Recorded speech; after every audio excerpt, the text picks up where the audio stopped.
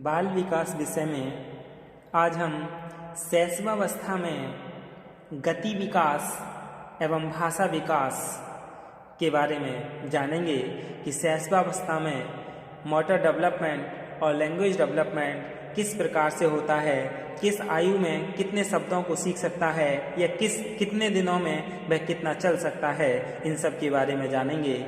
और इसके साथ इसी में शैशवावस्था का शैक्षणिक महत्व यानी educational importance of infancy stage यानी जो शैशवावस्था है उसका शिक्षा में क्या महत्व है, हम इसका क्यों अध्ययन कर रहे हैं, इसका पढ़ने से क्या फायदे हैं। तो सबसे पहले हम गति विकास यानी मोटर डेवलपमेंट के बारे में जान लें कि मोटर डेवलपमेंट गति विकास क्या है। जन्म के समय शिशु में इतनी क्षमता नहीं होती कि वह अपने शरीर का संचालन कर सके। वह ना तो चल सकता है और न ही बैठ सकता है। 4 या 5 माह की आयु में बालक अपना सिर उठाने योग्य हो जाता है। 7 माह का बालक बैठने योग्य हो जाता है। कुछ मनोवैज्ञानिकों का मत है कि लड़कियां लड़कों की अपेक्षा चलना शीघ्र सीख लेती हैं। वास्तविकता यह है कि बालक के चलने तथा अन्य गति वाहिनी क्रियाओं के सीखने पर गर्भावस्था के समय के पोषण, शिशु के अंग दोष आदि का प्रभाव पड़ता है। यानी जो गर्भावस्था है उसमें बच्चे किस तरीके की क्रियाएं करते हैं और किस तरीके का वह भोजन या पोषण ग्रहण करते हैं, उसी के आधार पर शिशुओं के अंग या अंग दोष आदि का प्रभाव बच्चे पर पड़ता है। तो अब हम इनका एक एक करके क्रियाकलाप जान लें। जैसे कि एक माह का बालक थोड़ी ऊपर करना सीख जाता है। ये आयु मास में दी हुई है यानी महीने में दी हुई है। 2 महीने का बालक छाती को उठाना शुरू कर देता है और 3 महीने का बालक वस्तु पकड़ना तथा छोड़ना शुरू कर देता है। जब वो 4 महीने का होता है बालक तो सहायता से बैठना शुरू कर देता है। यानी किसी की सपोर्ट लेकर, यानी माता पिता या घर का जो भी सदस्य है बच्चे को पकड़ के यानी वो सहारा लेकर के बैठना शुरू कर देता है। फिर 5 महीने का हो जाने पर बालक गोद में बैठना और वस्तु को पकड़ना सीख लेता है। जब वह 6 महीने का होता है तो ऊंची कुर्सी पर बैठना शुरू कर देता है और 7 महीने का होते होते बालक वस्तु से खेलना शुरू कर देता है। जब वह 8 महीने का होता है तो सहारे से खड़े होना शुरू कर देता है। यानी 8 महीने का बालक सहारा लेकर खड़ा होना शुरू कर देता है। जब वह 9 महीने का होता है तो फर्नीचर पकड़कर खड़ा होना, यानी अपने आप वह किसी भी चीज को पकड़कर वह खड़ा होना शुरू कर देता है। और जब वह 10 माह का हो जाता है तो घुटनों के बल चलना शुरू कर देता है। 11 माह का होते होते बालक सहारा लेकर चलना शुरू कर देता है। यानी उनके जो पैर हैं वो थोड़े मैच्योर होने धीरे धीरे शुरू हो जाते हैं। जब वह 12 महीने का होता है तो फर्नीचर पकड़कर ऊपर उठना शुरू कर देता है अपने आप। 13 माह का बालक सीढ़ियों पर चढ़ना शुरू कर देता है। यानी 13 महीने का जब शिशु हो जाता है तो वह अपने आप सीढ़ियों पर चढ़ना शुरू कर देता है। 14 माह का बालक अकेले खड़े होना, यानी वह किसी भी चीज को पकड़ के या किसी भी चीज का सहारा न लेकर वह अकेला ही खड़ा हो जाता है। जब वह 15 माह का होता है यानी 1 साल 3 महीने का जब बालक हो जाता है तो वह अकेला ही चलना शुरू कर देता है। यदि इस तरीके से बच्चे का विकास हो रहा है, गति विकास हो रहा है, तो बच्चा यानी प्रतिभाशाली ही बालक है। ये औसत गति विकास था। इसी से बच्चे का आकलन किया जाता है कि बालक पोषित है या कुपोषित है।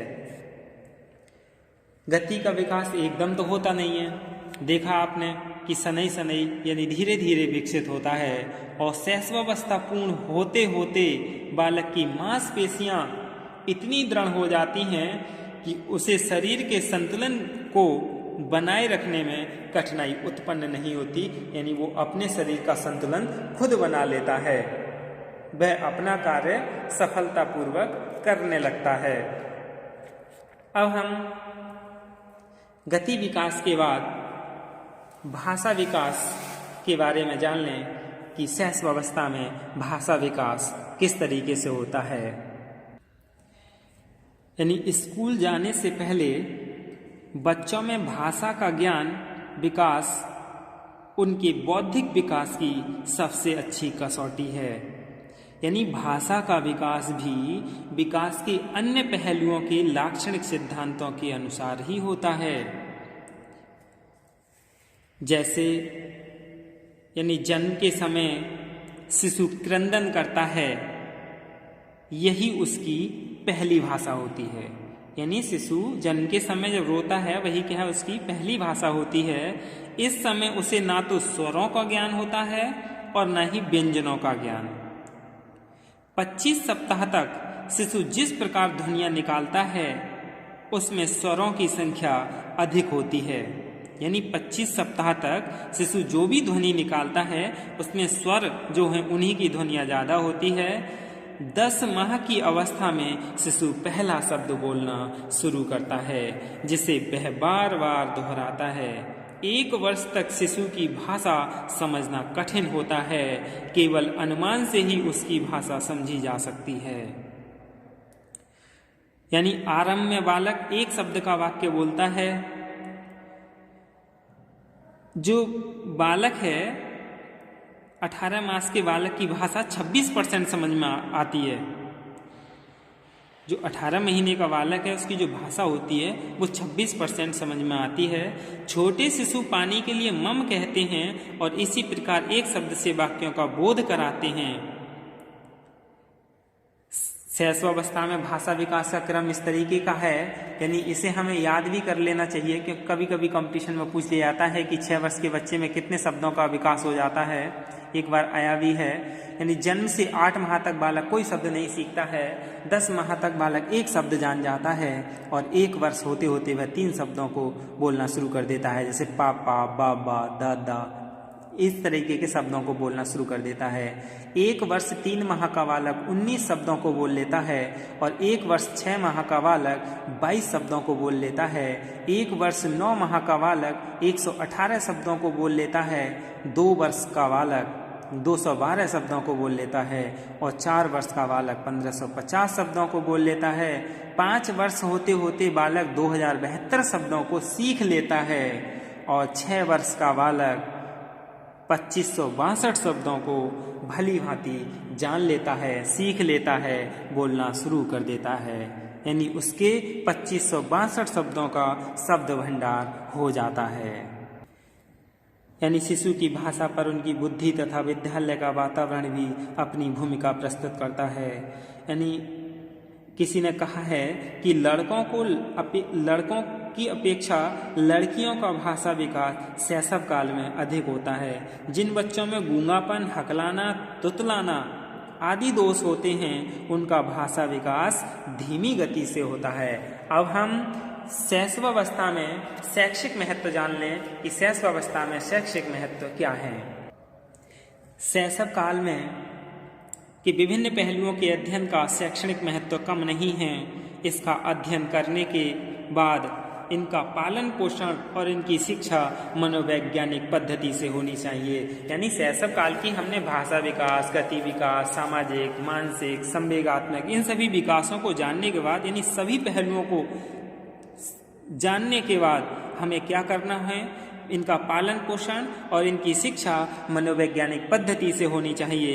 इस काल के शैक्षणिक महत्व इस तरीके के हैं, जैसे शिशु के सर्वप्रथम अध्यापक माता पिता होते हैं। यानी वह शिशु जो है वो पहले घर पर ही माता पिता के हाथों पलता है, वे ही उसके पहले अध्यापक होते हैं। इसलिए माता पिता को ही सर्वप्रथम बालकों का शारीरिक, मानसिक, संवेगात्मक, सामाजिक विकास पर दृष्टि रखनी चाहिए। घर पर ही उन्हें शिक्षा देने का प्रबंध होना चाहिए। घर पर उन्हें उनकी मातृभाषा में ही शिक्षा देनी चाहिए। मातृभाषा में वे बड़ी आसानी से सीखते हैं और इससे उनमें सोचने, तर्क करने, समस्या का समाधान ढूंढने की शक्ति विकसित होती है। स्वस्थ शरीर में स्वस्थ मन के निवास के लिए उन्हें संतुलित भोजन देना भी जरूरी है। इसलिए इसका ज्ञान भी माता पिता को होना चाहिए। जलवायु आदि में परिवर्तनों में उन्हें सुरक्षा प्रदान करनी चाहिए, रोगों से उन्हें दूर रखना चाहिए। परिवार में रहकर उन्हें सामाजिक गुणों के विकास के अवसर मिलने चाहिए। इकट्ठे मिलजुल कर कार्य करना सिखाया जाना चाहिए। छोटे शिशु खेल प्रिय होते हैं, इसलिए इस आयु में माता पिता और अध्यापकों को यह चाहिए कि उन्हें खेलों से वंचित ना रखें, उनके लिए अच्छे अच्छे खिलौनों और वातावरण का उचित प्रबंधन करें। छोटे बच्चों की संगीत शिक्षा का प्रबंध भी होना चाहिए। इससे उनकी प्रवृत्तियों में, आदतों में, यानी जो हैबिट्स हैं उनमें सुधार होता है। इसे शिक्षा योजना में सम्मिलित करना चाहिए। जिस वातावरण में उन्हें शिक्षा दी जानी है उसमें अभिप्रेरण अवश्य होना चाहिए, यानी मोटिवेशन जरूर होना चाहिए। बिना अभिप्रेरण के छोटे छोटे शिशुओं में शिक्षा के प्रति रुचि उत्पन्न नहीं होती। तो शिक्षा के प्रति रुचि उत्पन्न करने के लिए माता पिता और विद्यालय में अध्यापकों को उनमें रुचि उत्पन्न करनी चाहिए। हम कह सकते हैं कि शिशु काल में बच्चों का विकास बहुत तीव्र गति से होता है। इसलिए बच्चों के व्यक्तित्व की नींव रखने और उसके विकसित होने के अवसरों की अवस्था उसी तीव्रता से करना भी अति आवश्यक है। यह कार्य अध्यापक तथा माता पिता को करना चाहिए। इसीलिए शैशवावस्था की सारे पहलुओं को प्रशिक्षण कोर्सों में अध्ययन कराया जाता है, ताकि वह बच्चों का समुचित तरीके से मनोवैज्ञानिक ढंग से उनका और अच्छा पालन पोषण कर सकें। धन्यवाद।